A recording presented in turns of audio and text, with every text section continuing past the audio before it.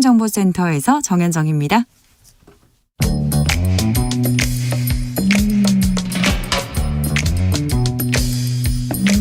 오늘의 정치권 상황 깔끔하게 정리해드립니다. 여당 야당 크로스 최가박과 함께 최가박당. 여야 최고의 파트너입니다. 두 분 모셨습니다. 최영두 국민의힘 의원 오셨어요? 네, 안녕하십니까. 박성준 더불어민주당 의원 오셨어요? 네, 안녕하세요. 네. 네. 현충일인데 오늘은 어떻게 보내셨습니까? 예, 저는 마산에서 네. 예, 현충탑, 마산에 충원탑이 있습니다. 네. 예, 한 2000여 분의 그 6.25 때 산화단 호국 영령들을 모신 이제 위패를 모셔놓고 또 충원탑도 있거든요. 거기서 이제 우리 마산 지역의 윤한홍 의원과 함께 네. 또 보훈단체들 또 유가족들과 함께 기념식을 올렸습니다. 네. 저는 뭐 아침에 새벽에 또 방송이 있어가지고 방송 하나 하고 네. 또 대변인 역할하면서 좀 주요 이슈들 체크하고 네. 그리고 나서 또 이 주진우 라이브 방송하러 왔습니다. 알겠습니다. 현충일 추념식에서 대통령 또 오늘 추념사가 있었는데 어떻게 보셨어요? 오늘 그 추념사에서 저는 인상적인 게 네. 지난 5월 워싱턴 선언을 하지 않았습니까? 예. 그러면서 윤석열 대통령이 이제 한미 동맹은 이제 핵 기반 동맹으로 이제 격상됐다 이렇게 얘기한 거 좀 인상적이었는데요. 네. 동맹은 동맹인데 핵 기반 동맹이라는 게 무슨 뜻인지 좀 잘 이해가 안 가더라고요. 실질적으로 이제 한미 동맹이라고 하는 것이 미국의 대글로벌 전략, 동북아 전략 하에서 한미 동맹의 속성도 좀 바뀌어 왔거든요. 그러한 것을 정확하게 좀 인식을 좀 할 필요가 있는데 이번 워싱턴 선언의 내용 중에 저는 윤석열 대통령과 윤석열 정권에서 그동안 얘기했던 핵 개발이라든가 핵 자주권 얘기가 사실은 미국에서 받아주지는 않은 거죠. 그러니까 한국의 핵 개발을 배제하는 것을 워싱턴 선언에서 선언을 한 것이죠. 그러니까 윤석열 정권 들어서면서 핵 자주권, 핵 개발에 대한 얘기들을 그동안에 그렇게 주장해 왔고 관철시키겠다고 했지만 실제 워싱턴 선언에서 미국이 한국의 핵 개발을 배제했고 그러면서 미국의 확장 억제력 강화 그러니까 미국의 핵 우산 아래 들어와라라고 하는 것을 엄연하게 이제 선언했다라는 것을 볼 수가 있는 것이고요.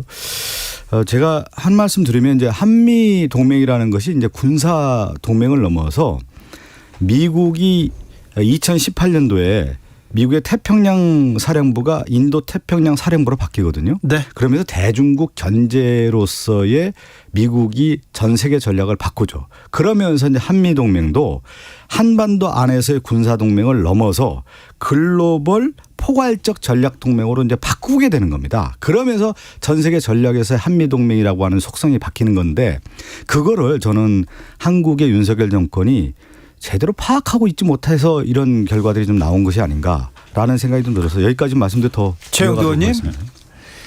예, 이제 우리 이게 사실 오늘이 이제 오늘 현충탑 그 마산의 충원탑에 위패가 모셔져 있는 분이 이제 2000여 분 되는데 6.25 때 마산 지역 인근에 돌아가신 분들입니다. 마산 출신들입니다. 그분 그쪽에서도 사상자가 많았네요. 왜냐하면 우리가 최후의 보루였거든요. 낙동강 전투의 마지막. 예, 마지막이었습니다. 그 최후의 보루고 마산이 뚫리면은 부산 임시수도 부산도 바로 함락 금방 되는 것이니까 정말 당시에 미 25사단하고 우리 해병대 또 해병대 우리 경찰 국군들이 정말 필사적으로 싸운 곳인데 자 이게 이제 지금 우리 이 남북한 관계를 보면은 6.25도 북한이 이제 기습남침한 것이죠. 계속 도발은 북한이 일삼고 있습니다. 그리고 네.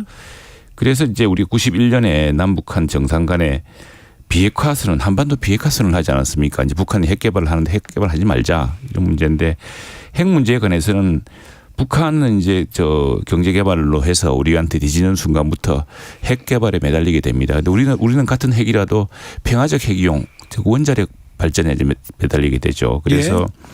두 나라가 지금 인공위성을 보면은 밤에 인공위성 지금 보면은 한쪽은 암흑이고 한쪽은 정말 광명천지 아니겠습니까? 이제 그 극명한 대조를 이루었는데 지금 우리가 이제 한미동맹 이 한미동맹도 사실은 뭐 억지로 미국의 계략도 아니고 우리가 6.25 때 기습 남침을 당한 뒤에 휴전 협정을 앞두고서 또다시 미군들이 다 물러가면 그만이지만 저 중국과 러시아로 둘러싸인 소련으로 둘러싸인 북한의 뭐 마음에 따라서는 언제든지 다시 한 번 더 남침할 수 있는 것이고 그런 어떤 지정학적 위기 때문에 미국을 초대한 거, 미국을 붙잡은 거죠. 그래서 한 건데 한미동맹은 계속 북한의 남침을 북한의 도발과 막는 역할을 해왔습니다. 그런데 지금은 최대의 북한 위협이 핵 아니겠습니까? 그렇다면 우리도 시원하게 핵 개발하면 좋겠는데 국제사회가 용인하고 있질 않죠. 네. 예, 그건 딱 지금 핵을 개발한 몇 개의 국가들이 NPT 협약을 통해서 만일 그걸 어길 경우에는 네. 국제사회에서 제재가 들어오는 그런 형편이어서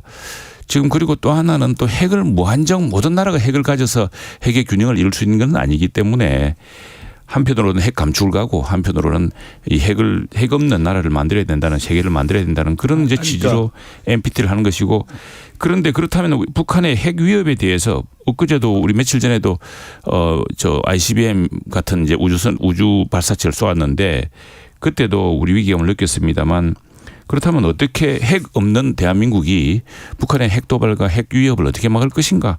그래서 이제 핵 기반 동맹이라는 불가피한 이제 선택을 하게 된 거죠. 아니 그러니까 제가 얘기는 그동안 한미동맹이 군사동맹이라고 하는 것 자체가 북한의 위협에 대한 모든 것을 대응하겠다라는 것을 포함하는 것이죠. 그러니까 핵도 포함되는 거고 이미 한미동맹은 북한의 핵 공격에 대해서 같이 동맹을 통해서 제재하겠다라고 하는 것이 이미 포함된 건데 그러면서 제가 말씀드렸잖아요. 윤석열 정권이 등장하면서 핵 개발하겠다. 핵 자주권 확보하겠다. 그렇게 얘기를 하면서 한미동맹을 오히려 핵을 통해서 더 강화하겠다는 얘기를 했지만 이미 미국에서는 핵 기반이라고 하는 것은 이미 동맹 안에 포함된 거고 강조할 필요가 없는 것이죠. 그러면서 미국은 엄연하게 선언한 거 아니겠습니까? 한국의 핵 개발 배제하겠다라고 하는 부분을. 네. 그러니까 미국의 제가 처음 얘기한 것처럼 글로벌 전략, 전 세계 전략, 동북아 전략 차원에서의 그림화에서 나온 것이 한국의 한미동맹의 부수적인 부분인 것이지 한미 동맹만을 위해서 핵을 뭐 제공하겠다 이런 뜻은 아니라는 것이죠. 세계 전략 차원에서 나온 얘기인 것이죠. 알겠습니다. 예. 핵 동맹 얘기가 나와가지고 또 핵 아니, 얘기를 그러니까 오늘도 시작하네요. 사실은 현충일인데 네. 가장 이번에 윤석열 대통령의 현충일 추념사에 가장 눈에 들어온 인상적인 것은 네. 바이든 대통령과 만났고 핵 억제하겠다라고 하는 강화의 뜻에서의 핵 기반 워싱턴 동맹. 선언 공동 발표문을 얘기하면서 우리나라 동맹이라는 게 핵 기반 동맹으로 격상됐다라고 하는데 그게 격상된 게 아니라는 것이 제 얘기는. 알겠습니다. 이미 있는 동맹에서 무슨 격상된 겁니까? 그런데 핵 개발 배제를 만드는 건데. 자, 핵 개발 배제를 선언한 것이죠, 사실은. 현충일에 중국과 러시아의 군용기 8대가 우리 방공 그렇습니다. 식별 구역을 침입했네요.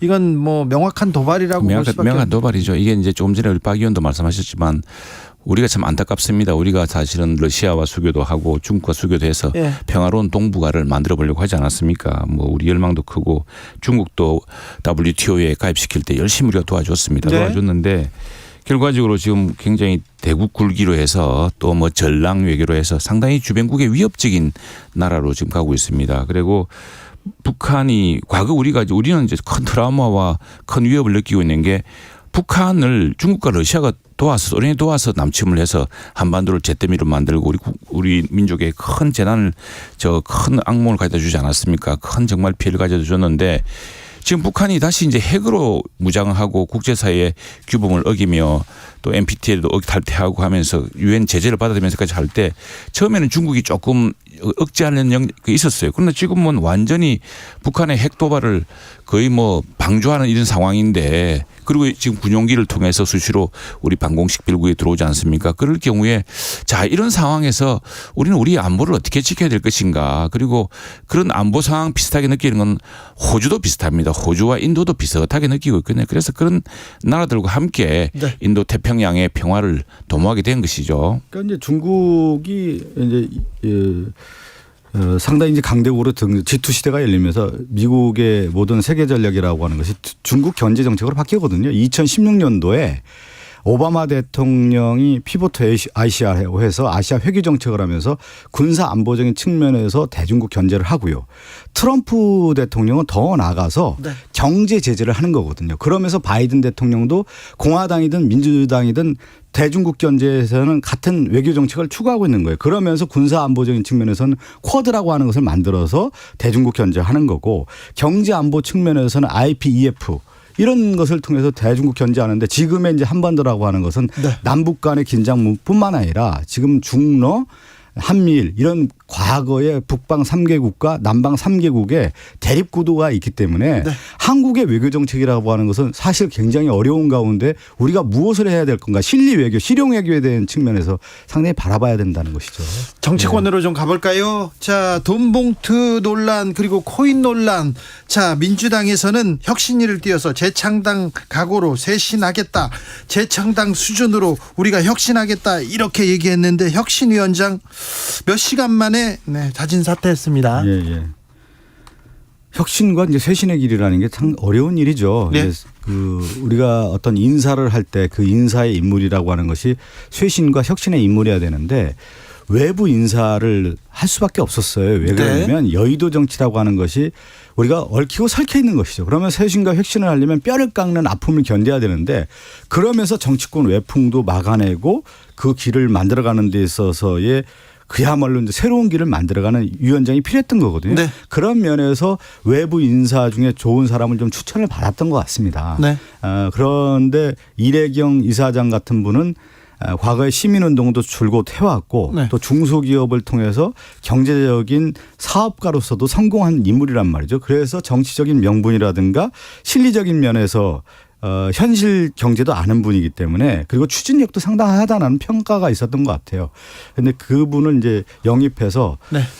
이제 선임을 했지만 과거에 이제 자연인 네. 사인 시절에 주장했던 정치적 견해가 네. 지금의 우리 국민들의 눈높이에 맞지 않는 그런 주장들이 있었던 것 같다. 그래서 책임지고 좀 사의를 표명한 것이죠. 저 대변인이시고요. 예. 네, 그리고 또 이재명 대표의 또 복심으로도 알려지고 그랬어요. 의원님께서는 언제 아셨어요? 이분 이렇게 혁신위원장 온다는 거? 저는 그날 회의 오전 회의할 때 알았습니다. 그 발표하는 날 그날 알았어요? 예. 의원님도요? 네. 그럼 누가 알았던 거예요? 누가 결정한 거예요? 최고위원들이 이제 결정을 했죠. 최고위원도 네. 그 전날 알았다는 사람 그렇게. 그러니까 제가 그 얘기를 좀 드리는 게 네. 보통 인사라고 할 때 네.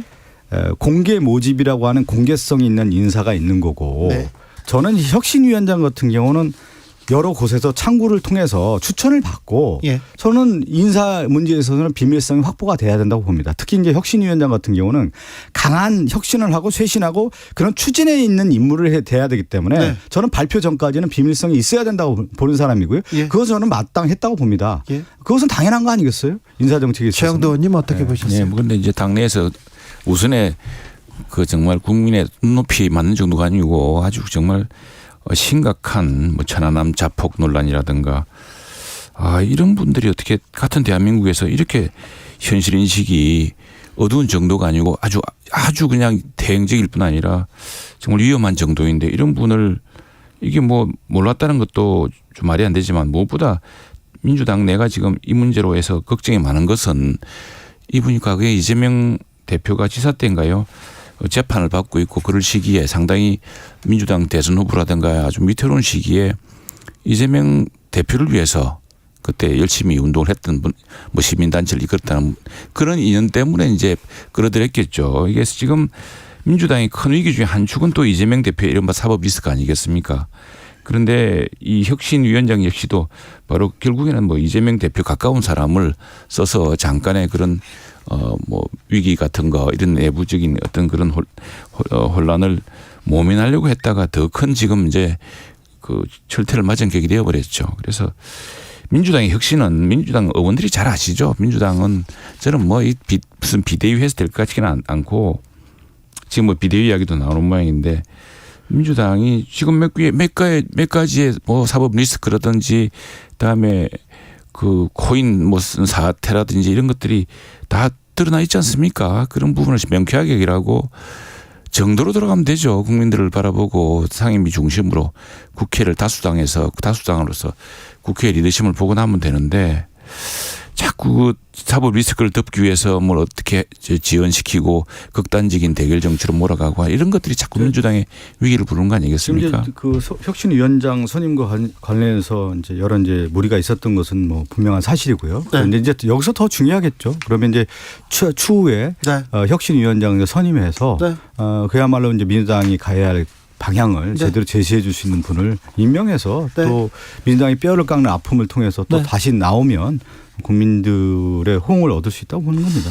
네, 혁신위원장 뭐 잘못됐다. 국민의 눈높이에서 미치지 못한다. 그럼 빨리 뭐 철회하는 게 맞죠. 사퇴시키는 게 맞습니다. 경향신문에서 이렇게 보도했습니다. 이재명 검증 없이 네 사람 심기 하다가 안일한 혁신하려다가 리더십 타격 입었다. 이렇게 얘기했는데 좀 그렇지는 않죠. 새겨 들어야 될 것 같아요. 아니 새겨 듣는 건 맞는 거고요. 네. 제가 이재명 당대표 옆에서 봤을 때 이렇게 어떤 사견을 통해서 일을 하지 않고 특히 많은 분들의 의견을 들어서 합의하면서 네. 협의하면서 하는 모습이고요. 네. 이분 같은 경우도 여러 곳에서 어떤 추천을 받아서 네. 충분한 어떤 지금 경력을 보면은 이런 분도 있구나라는 생각이 들 정도로 많은 역할들을 해왔던 분이더라고요. 그리고 예, 예. 추진력도 있는 거고요. 네. 민주당 내에서는요, 정청래 더불어민주당 최고위원회 행안위원장 보임을 보류한 걸 두고 지금 정청래 최고위원 박광원 원내대표를 직접 이렇게 비판하기도 했는데 이 논란은 어떻게 보고? 아니 제가 이제 그 의원총회장에서 네. 이 상임위원장 선출과 관련해서 이제 모 의원이 예. 이게 문제 제기를 했어요. 근데 예. 저도 이제 그날 처음 들었죠. 네. 상임위원장 선출 과정에서 뭐 제가 당 대변인이긴 하지만 어떤 과정이 있는지를 몰랐는데 네. 박광훈 원내대표가 분명히 그 얘기를 했어요. 상임위원장 선출 과정에서의 전임 원내대표 박홍근 원내대표가 당시 이제 21대 들어서면서 상임위원장 선출을 저희가 초기에 17개 상임위원장을 하지 않았습니까? 네. 그렇다 보니까 과거에 우리가 적용했던 규정, 그러니까 선수와 나이를 통해서 상임위원장 배분의 그 규정들이 그리고 당직을 맡았던 상임위원장들은 하지 않았던 규정들이 이게 안 된 겁니다. 그래서 박홍근 원내대표가 내부 규정이라고 할까요? 네. 그 한 1에서 5안까지 만들어서 그 규정을 만들었던 겁니다. 그래서 그걸 가지고 박광훈 원내대표가 이어받아서 그러면 이 기준에 의해서 정청래 의원도 행안위원장이죠. 행안위원장 이제 선임이 됐다라고 설명했고 그거에 대해서 의원들에게 그 뭐라고 할까요? 양해를 구했습니다. 그렇지만 의원 몇 분이 이거는 다시 한번 재고해 볼 가치가 있다. 재고해 봤으면 좋겠다라고 하는 의견이 있으니까 박광훈 원내대표가 또 재고를 한 겁니다. 그렇지만 박홍근 전 원내대표가 의총장에 나와서 이러한 규정을 만들었다라고 하는 것을 명확하게 제시를 했어요. 그러니까 그 규정에 벗어나지 않았고 박광훈 원내대표도 전임 원내대표가 만들었으니까 양해를 구하고 이것은 전임 원내대표가 만들었던 규정을 따라가는 것이 마땅하다. 네. 이렇게 얘기를 했던 겁니다. 네. 그런데 왜 당내에서 논란이 되는 거죠?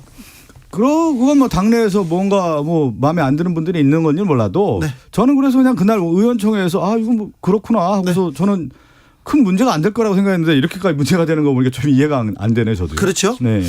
그런데 지금 이제 돈봉투 코인 논란에서 벗어나서 혁신으로 가야 되는데 혁신위원장 문제, 이 상임위원장 문제로 참 민주당 지지자들은 걱정이 큽니다. 이런 진통 끝에 네. 또 우리가 보면 햇살이 또 드는 때가 있거든요. 네. 이 혁신위원장 진통과 이런 내부의 균열이 오히려 이제 승화시키는 쪽으로 만들어 가야 되죠. 네. 훨씬 더. 최영도 의원님. 그렇죠. 민주당이 이런 사태에서 벗어나야 될 텐데 매우 소모적이고 안타깝습니다. 이게 뭐 법정 소송 사태로 집 간다는 보도 있는 사실입니까? 아니 뭐 왜 그러면 아니요 뭐 그런 일 정치에서 이렇게 자꾸 소송을 아니 국민의힘이라든가 윤석열 정권 소송 좋아하는데 왜 자꾸 민주당을 소송으로 몰고 가려고 하세요? 그만 압수수색 하세요 이제. 뭐 압수수색만 하는 정권이 뭐 이렇게 또 소송까지 밀고 압수수색 가려고. 이야기를 나중에 할 테고. 예. 요즘 압수수색 그렇게 막 안 합니다. 딱 정확하게 하기 때문에 압수수색 할 거리 아닌가요? 아니 그게 아니라 압수수색하세요 또. 이건 아닌가요? 정청래 위원장이 이제 이 뭐냐면 우리 국회 의사국장을 상대로 네. 해임을 요구하고 뭐 이런 소송을 언급하셨죠. 소송을 언급했다 그러네요. 네. 효력 정지 가처분 소송 제기까지 네. 하는데 이래 되겠습니까? 그리고 이제 제가 뭐 남의 당 사정을 정확히 모르지만 얼핏 듣기로는 최고위원 하면서까지 상임위원장 하는 것은 맞지 않지 않느냐. 네. 전통적으로 그랬는데 근데 이제 끝까지 상임위원장을 고집을 하니까 네. 민주당 내부에서는 그래서 지난번에 원래 민주당 몫으로 뽑아야 되는 상임위원장을 못 뽑게 된 게 네. 그런 내부의 진통 또 정청래 위원장의 네. 이런 전례 없는 아니, 지금 당에서는 그런 고민도 하거든요. 정청래 의원이 과방위원장 하면서 네. 국민의힘의 무리한 그 방송 정책, 통신 정책 네. 제대로 선방한 거거든요. 정청래 네. 의원이. 근데 장제원 의원이 과방위원장 가고 행안위원장 할 때 얼마나 저기 했습니까? 장제원 의원이. 그러면서 이제 맞교환한 거 아닙니까? 그러니까 최전방 공격수도 필요한 것이죠. 당에 있어서 맨날 그 얌전한 사람만 가갖고 뭐 상임위원장 합니까? 지금 국민의힘 장제원 의원이나 이런 분들 맨날 소리치고. 박 의원님은 민주당에서 지금 소수 의견 같은데 그 부분은 아니, 소수 의견이 아니라 민주당의 다수 의견은 그런 쪽이 아닌 것 같은데 보니까. 자, 지금 저기 민주당에서 그 악재라고 볼 수 있는 게 몇 연타로 아니, 계속 민주당만 나와요. 악재만 얘기해요. 국민의힘 악재도 많은데. 자, 몇 연타 이렇게 악재가 나오는데 그렇다고 해서 국민의힘한테 국민들이 마음을 주고 있지는 않은 것 같습니다. 국민의힘에서는요, 국민의힘인 별로 보이지 않고 압수수색만 보여요 하면서 한동훈 장관 개인정보 유출 사건에 대해서 MBC 보도국 그리고 MBC 기자에 대한 압수수색이 있었고요. 그다음에 이제 최강욱 의원에 대한 압수수색까지 이어졌습니다. 근데 이게 개인정보 이거는 우리 민주당도 그렇고 우리 특히 민주주의 사회에서는 굉장히 중요한 사안입니다. 이게 십몇 년 전에 우리 옛날에 그 경찰서 출입 기자할 때 90년대 초에 이제 지자하다 보면은 다른 사람 신원도 알아보고 그랬어요. 신원 다 알아보고 다 적어왔죠. 전화번호에 주민께서 뭐 운전면허증 뭐 애가 주소지도 파악을 했는데 그거 잘못된 그 90년대 초부터 이미 그러면 안 된다 그래서 경찰에서 금지하고 기자들이 아무런 것도 해줄 수가 없고 그런 시대에 시작되었습니다. 그게 이제 언제 최대 큰 이슈가 됐냐 그러면은 2014년인가요? 당시에 그 검찰총장 최모라는 그 최동욱 검찰총장의 혼외자 때 어느 구청장이 주민등록번호 한번 확인해 본 게 있었습니다. 그걸로 구속됐습니다. 이게 왜냐하면은 그 굉장히 심각한 사안으로 개인정보라는 것은 서초구청의 국장이었습니다. 국장하고 됐죠. 그런데 이게 이제 국회 인사검증을 하기 위해서 인사청문회를 위해서 제출된 자료가 어떻게 흘러갔느냐. 지금 그게 이제 문제 아니겠습니까? 그게 나중에 어디 일반인까지 흘러가 가지고 그게 다 지금 막 공개되고 그러다 보니 그걸 가지고서 한동훈 그 장관과 10여 년 전에 부동산 거래했던 사람을 찾아가서 어떤 언론사가 유튜브 언론사인가요? 어딘가에서 그 사람을 윽박지르는 그런 사태도 생기고 지금 이게 개인정보라는 것은 이건 뭐 그 사람이 그 장관이건 또 아주 그 소소한 개인이건 철저하게 보호돼야 됩니다. 그래서 지금 압수수색이라는 것도 요즘 압수수색이 우리 조국 장관 수사에서 아주 정경심 여사인가요?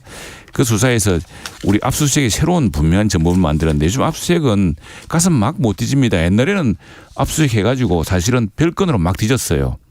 그런 수치들이 있었죠. 지금은 딱 그 대목만 봅니다. 그 대목. 그래서 그건 앞으로 우리 이 방송 듣는 여러분도 혹시 검찰이나 경찰에 압수수색하면은 영장에 적시된 것만 딱 주시면 됩니다. 그리고 영장이 적시되지 않은 걸 함부로 보자고 하거나 또 압수수색 영장 혹시 가짜 아닌지 잘 살펴보시고 철저하게 대비하고 옛날처럼 막 들어와서 할 수 없고요. 지금 자 이겁니다. 지금 시간이 있어야 될 것 같아요. 최강욱 의원이 아마 당시에 청문위원이었던 모양이죠. 그러니까 최강욱 의원으로부터 받았다는 어떤 혐의라든가 의혹 단서가 있으니까 그 여부를 이제 확인한 것이겠죠. 그러면 역대 장관들 뭐 예를 들어 인사청문 자료 다 나와서 언론 취재 보도 다 하지 않았습니까? 최영재 의원님도 정치부 기자 시절에 장관들 그 인사청문 자료 가지고 다 보도했을 겁니다. 그 부동산 거래 내역이든 가족들의 어떤 재산 내용이든 그거 가지고 다 보도했습니다. 그런데 그러면 한동훈 장관만이 개인정보예요? 이 유출건으로 가지고만 보호받아야 되는 겁니까? 지금 봐서는 한동훈 장관의 문제이기 때문에 경찰에 나서서 MBC 기자 집까지 압수수색하고 MBC 보도국 압수수색하고 최강욱 의원은 참고인이에요. 참고인인데 의원실 압수수색하고 휴대전화 압수수색해서 이것이 과연 누구를 위한 그 한동훈 장관을 위한 경찰인지 검찰인지 좀 이해가 안 되는 우리 거예요. 최강욱 의원이 연루되지 않았다는 것을 또 입증해 주기 위한 조사할 수도 있고. 입증해 주지 않게 입증하기 위해서 압수수색을 하는 건 말이 안 되는 것이죠. 그리고 이 문제는 그렇다면 이제 민주당에게 묻고 싶은데 막 인사검증 나중에 우리 박 의원님도 장관 후보자 되면은 우리 이제 인사검증 자료를 줍니다. 그건 철저하게 보완을 요구해서 인사청문회에서 인사청문위원들만 참고하라고 주는 거거든요. 근데 거기에 나온 모든 정보를 가지고 심지어 10년 전 부동산 거래 내역까지 다 주어서 그게 뭐 어느 언론사인지 알 수 없는 채로 듣지도 못한 그런 언론사 가서 취재랍시고 협박하고 그러고 하면은 그게 되겠습니까? 그래서 이건 뭐 아니, 그거 이번 기회로 분명하게 막아야 될. 그리고 사실은 그 정보를 유출하면은 국회의원도 마찬가지고 자기가 인사검증의 적당한 업무 범위 내에서 필요해서 보완을 전제로 받은 개인 정보라면 철저히 보호해야죠. 한동훈 장관은 권력자입니다. 피해자가 아닙니다.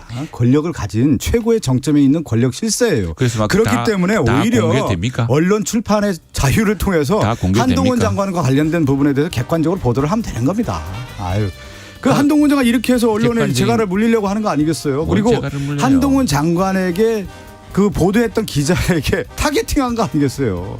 타겟팅한 거죠 이거. 뭔 타겟팅합니까? 이것도 뭐 한동훈 장관이 원했던 것도 아니고 네. 어떤 사람이 한동훈 최영두, 장관의 박성준 두 분 개인정보를 감사합니다. 몽땅 부여한 거예요. 현충일